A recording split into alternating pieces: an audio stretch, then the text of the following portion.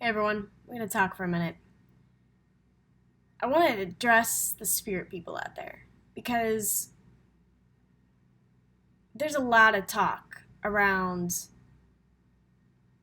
attaining a sense of enlightenment and holiness through the separation of what's going on, what's perceived to be the turmoil in the world, around the protests, around Black Lives Matter, which a lot of y'all can't say. You want to sit there and slip in all lives matter, or you want to talk about higher consciousness. And this isn't just people who subscribe to, say, the Western version of Christianity. This is folks in the Lightworker field as well. I saw a video earlier of a guy going on about the retrogrades, and he's talking about that if you're uncomfortable, if you're moving through a space of being uncomfortable, then you're not in alignment, and that we can't be telling people how to do their journey. But actually, accountability is exactly that. Accountability for the powers who think that they are, that's telling them how to do their journey to make this right for the ones who are oppressed. And unfortunately, what I'm seeing is a lot of whitewashed spirituality that is excusing the absence of voice around oppression by acclaiming attainment of some enlightenment, of some spirituality, of some heaven that is out there. I see Christians quoting the scripture in John, we're in the world and not of the world, as an excuse to be silent, as an excuse to be absent from the conversation. If you are using your spirituality to excuse your absence from this issue, your spirituality, your alignment, your attainment of enlightenment, it's useless. It means nothing. The truth is, if you are given a gift of opportunity and awareness, you need to use that awareness to begin to weave healing into the world, to weave systems of justice into the world. The idea of being in the world and not of it is so that we can bring heaven to earth. Jesus said the kingdom of God is here, now. The great mystics talk about the fact that the future doesn't exist. Even Alan Watts said the future doesn't exist. You don't peel the potatoes and talk to God, you peel the potatoes. The idea of peeling the potatoes itself is an act of God, an act of the holy, an act of spirit. Too many people are looking outside and saying we've got to go out there and ignore what's happening here. But I'm here to tell you that the fight for justice is a holy fight. It's a holy participation.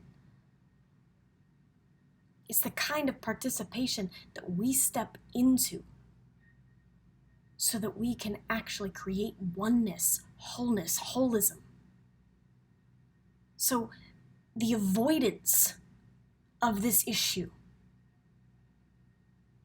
calling it turmoil and terrible. Revolution is never terrible. It's uncomfortable as fuck.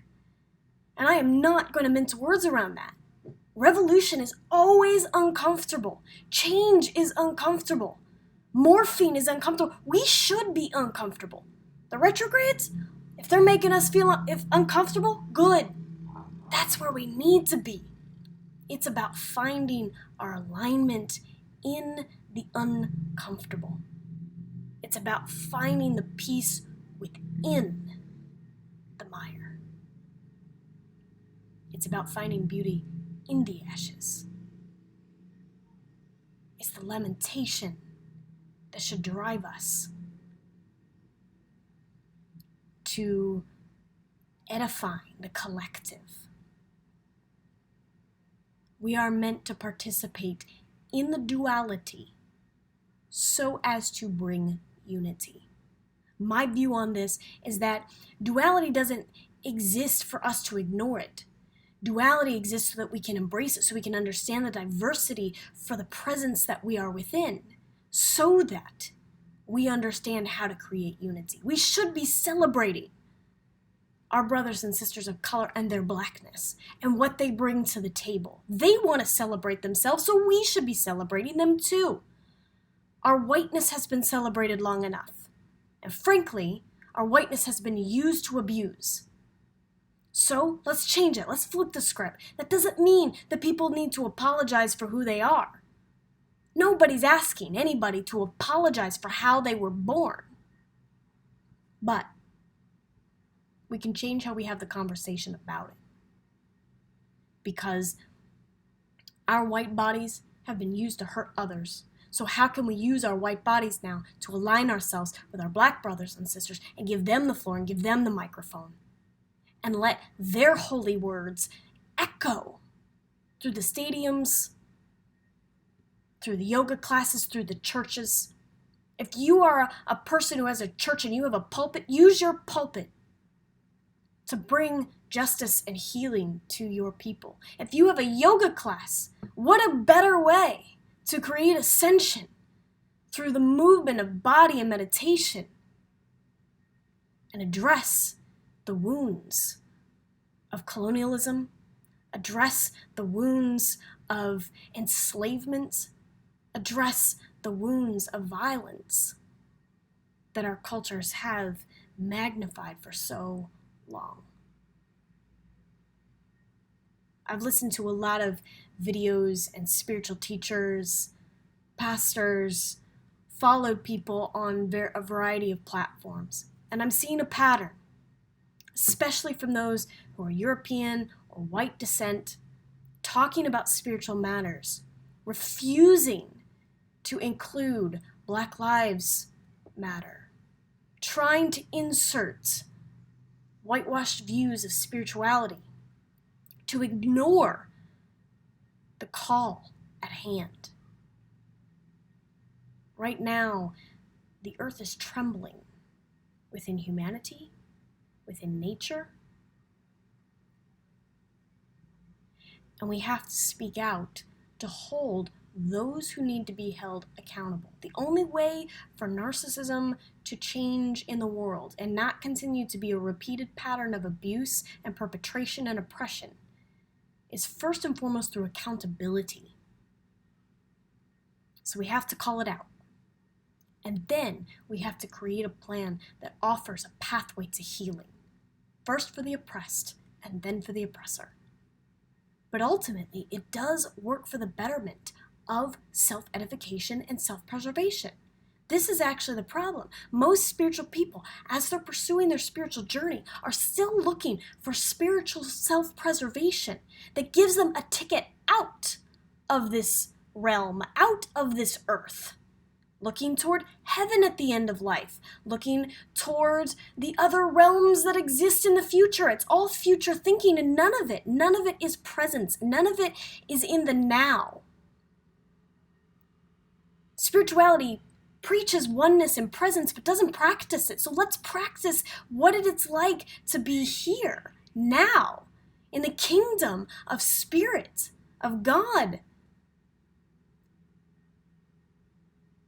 There is holiness, sanctity in the resistance. That the resistance itself against white patriarchy, against the white colonial wounds, is an act of God. The great teachers stood for the poor, for the oppressed. The Dalai Lama, Buddha, Gandhi, Jesus. All of these teachers. You know, what my favorite teaching by Ram Dass is a teaching where he talks about trying to be human. He thought he had it all figured out. He went to the retreats, he went to the yoga classes, he meditated for hours a day. He thought he knew what was going on. And then one day his teacher says, "Why don't you try to be human?" And it was a confrontation for him to realize the holiness within our actual existence. We aren't bodies inside of a spirit. We are, but we're not. We're also spirits inside of a body. We're both. We can't isolate them. We can't break them apart. We can't say one is more significant than the other. They are connected. Therefore, we are connected. We call our bodies a temple, not just because of the spirit and soul that's within it, but because of the body itself. So let's celebrate the holiness of our bodies. Sexuality, color, gender, because they're beautiful in a respectful and honorable way that says the diversity and duality that your body brings to the table is valuable to the unity of the whole. We want to talk about holism and oneness. We want to talk about all of those things. Then we cannot separate the struggle within the body. And body shame, and I've said this before, body shame is the greatest sin of human dominion. And white colonial dominion perfected the art. So we've got to change it. We've got to shift it. We can't stay silent. If you are a spiritual person, there is a call for you to step in to your holiness, to your sacredness. If you know who you are, offer that to our brothers and sisters of color. I've been really disheartened to see spiritual people absent of voice. You have a platform. Use it. Reach out to the ones who are in your community, to the ones within your reach, and say, hey, let's have a healing session. And let's talk about the uncomfortable topics, because sometimes discomfort is perfect alignment. I'm going to say that again. Sometimes the uncomfortable is perfect alignment. Because in order to get into navigating in that beautiful way of understanding our wholeness, we've got to grapple with what's difficult. So if you're a person who has a sense of awareness within the spirit, in the sanctified spaces of temples and nature and churches, wherever you are in the world, especially if you're a white person, speak out. Offer to create inclusive environments with your Black and brown counterparts in whatever way that you can, whatever way that you can work together, whatever way that you can unify, whatever way you can serve. In the end, you're going to self-preserve anyway. In the end, you're going to connect to that future spirit think you're after anyway.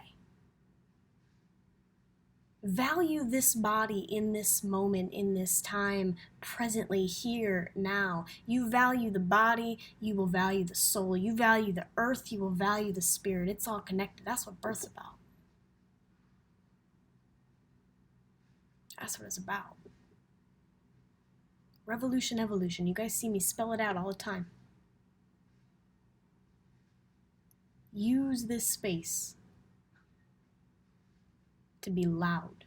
Learn, listen, take time to have conversations about things you don't know, but then turn it into direct action, as Dr. King said. Turn it into creative extremism, he explained. Creative extremism for love, justice, mercy. The system's got to change.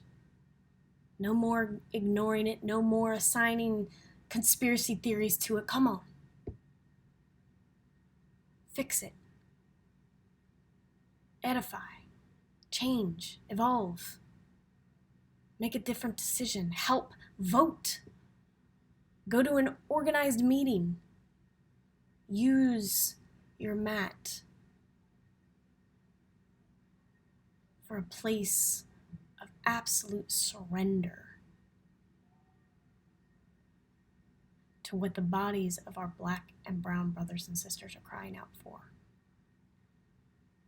Use the moments in your worship services, in your prayer services, in your prayer meetings to create a space of truth and reconciliation, from personal relationships to societal ones. We've got to keep moving and navigating and doing that dance. I encourage you to find a way in your community to use your spiritual platform to speak out against racism, to speak out against oppression, to speak out against violence in the culture, to speak out against the political justifications, to create a little better world, not in secret, in the open.